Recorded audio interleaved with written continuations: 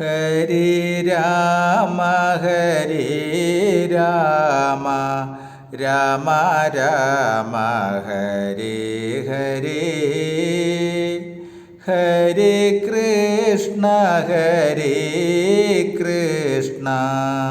കൃഷ്ണ കൃഷ്ണ ഹരി ഹരി ഹരി രാമ രാമ രാമ ഹരി ഹരി ഹരി കൃഷ്ണ കൃഷ്ണ കൃഷ്ണ ഹരി ഹരി. നമസ്തേ. മാധവമാസമായ ഈ വൈശാഖ പുണ്യത്തിൽ ആത്മപ്രകാശം ചൊരിയുന്ന നാരായണീയ പാരായണത്തിലേക്ക് ഭക്ത്യാദരങ്ങളോടെ എല്ലാവർക്കും സ്വാഗതം. ശ്രീമൻ നാരായണീയത്തിൽ ദശകം 23 ദക്ഷചരിതം വരികൾ സഹിതം പാരായണം തുടരുന്നു. നമസ്തേ. ശ്ലോകം 4.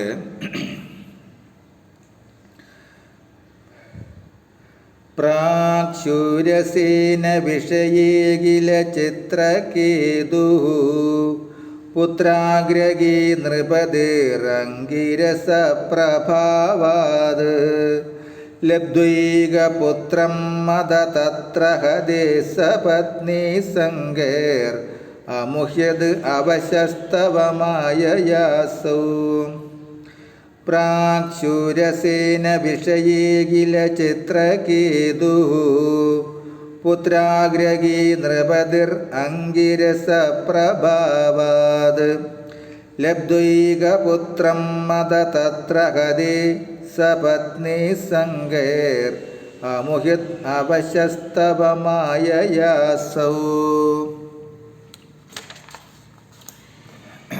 നമസ്തേ. പണ്ട് ശൂരസേന എന്ന രാജ്യത്ത് ചിത്രകേതു എന്ന നാമത്തിൽ ഒരു രാജാവുണ്ടായിരുന്നു. അദ്ദേഹത്തിന് അനേകം പത്നിമാരുണ്ടായിരുന്നു. വേണ്ടത്ര ഐശ്വര്യങ്ങളും ഉണ്ടായിരുന്നു. എന്നാൽ നിർഭാഗ്യവശാൽ ഒരു പുത്രനുണ്ടായില്ല. അദ്ദേഹം തന്നിമിത്തം അതീവ ദുഃഖിതനായിരുന്നു. ഒരിക്കൽ മഹാനായ അംഗിരസ മഹർഷിയെ കണ്ടുമുട്ടി. കാര്യമറിഞ്ഞ മഹർഷിയുടെ പ്രഭാവത്താൽ രാജാവിന് ഒരു പുത്രനെ ലഭിച്ചു. അനേക പത്നിമാരിൽ ഒരുവളായ കൃതദ്യുതി എന്ന പത്നിക്കാണ് ആ കുട്ടിയെ പ്രസവിക്കാനുള്ള സൗഭാഗ്യം ലഭിച്ചത്. പല പത്നിമാരിൽ ഒരുവൾക്ക് മാത്രം ലഭിച്ച സൗഭാഗ്യത്തിൽ മറ്റ് പത്നിമാർക്ക് അവളോട് അസൂയയുണ്ടായി. രാജാവിൻ്റെ സ്നേഹം തങ്ങൾ കുറഞ്ഞു പോകുമെന്നും കൃതദ്യുതിയെ മാത്രം സ്നേഹിക്കുകയുള്ളൂവെന്നും കരുതി ഒരു ദിവസം ആ കുഞ്ഞിനെ വിഷം കൊടുത്തവർ കൊന്നു. മറ്റുള്ളവരുടെ സൗഭാഗ്യം കണ്ട് സന്തോഷിക്കാനുള്ള മനസ്സ് ചിലർക്കില്ലല്ലോ. മറ്റുള്ളവരുടെ സൗഭാഗ്യം കണ്ട് സന്തോഷിക്കാനുള്ള മനസ്സ് ചിലർക്കില്ലല്ലോ. മകൻ മരിച്ചത് കണ്ട് രാജാവ് ബോധം കെട്ടു വീണു. ശ്ലോകം 5. തം നാരദസ്തു സമഅംഗിരസാദയാലു സംപ്രാപ്യ താവത് ഉപദർശ്യ സുതസ്യ ജീവം കസ്യാസ്മി പുത്ര ഇതി തസ്യ ഗിരാ വിമോഹം ത്യക്താ ത്വത് അർച്ചന വിദൗ നൃപതിം നയുംഗദാം. തം നാരദസ്തു സമ അംഗിരസാദയാലുഃ സംപ്രാപ്യ താവത് ഉപദർശ്യ സുതസ്യ ജീവം കസ്യാസ്മി പുത്ര ഇതി തസ്യ ഗിരാ വിമോഹം ത്യക്താ ത്വത് അർച്ചന വിദൗ നൃപതിം നയുംഗദാം.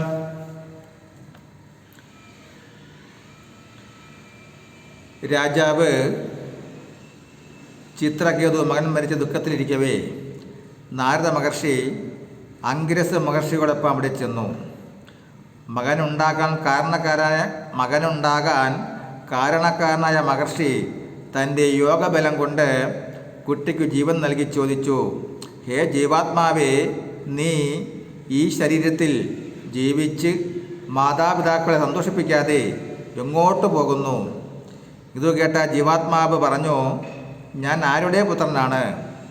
ഇതിനകം എത്രയോ മാതാപിതാക്കൾ ഉണ്ടായി. അതിൽ ആരെയാണ് തൃപ്തിപ്പെടുത്തേണ്ടത്? എല്ലാ മാതാപിതാക്കളും ഒന്നുപോലെയല്ലേ? എല്ലാം അങ്ങേക്ക് അറിവുള്ളതല്ലേ? ഞാൻ വിശേഷിച്ച് വല്ലതും പറയണോ എന്ന് പറഞ്ഞ ജീവൻ വെടിഞ്ഞു. ഇത് കേട്ട ചിത്രകേതുവിന് അല്പം ആശ്വാസമായി.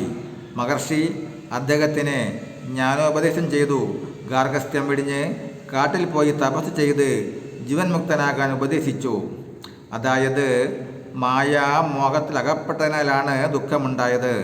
മായാമോഹം വെടിഞ്ഞ് ഭഗവാനെ ഭജിച്ച് മുക്തി നേടണം എന്ന മഹർഷിയുടെ നിയോഗം അദ്ദേഹം അംഗീകരിച്ചു.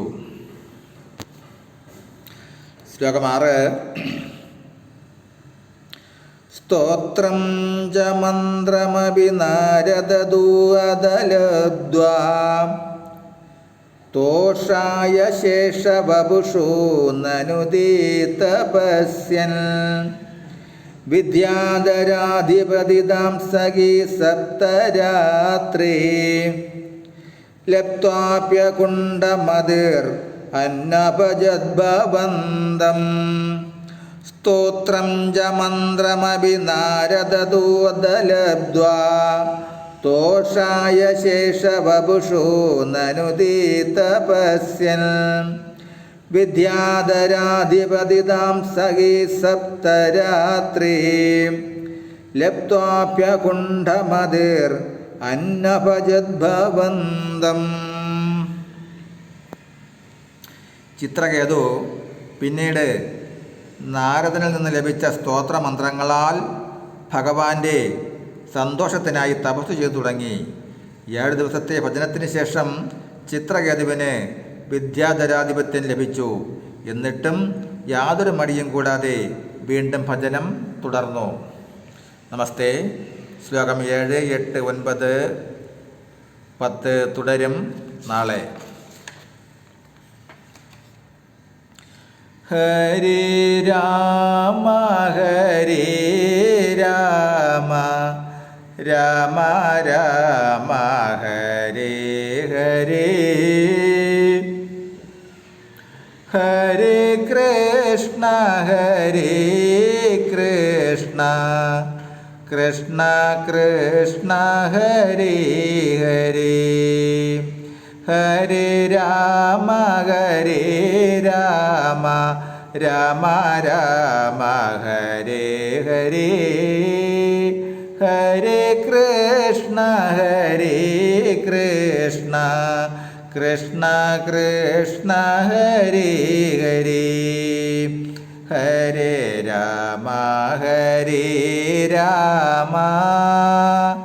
രാമ രാമ ഹരേ ഹരേ ഹരേ കൃഷ്ണ